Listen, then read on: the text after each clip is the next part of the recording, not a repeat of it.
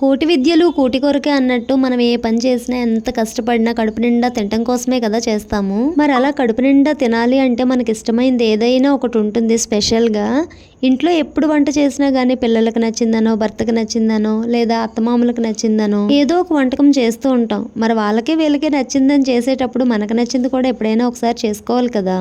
అందుకని ఈరోజు గోంగూర ఎండు రొయ్యలు చేశాను. నాకు ఈ కర్రీ అంటే చాలా ఇష్టం. నాకు నాన్ వెజెస్లో ఎండు చేపలు అంటే చాలా ఇష్టం అనమాట. వైజాగ్ నుంచి ఇక్కడికి వచ్చేసిన తర్వాత అసలు ఇవి చాలా మిస్ అవుతున్నాను. మొన్న మార్కెట్లో చూసేటప్పుడు తెచ్చుకున్నాను.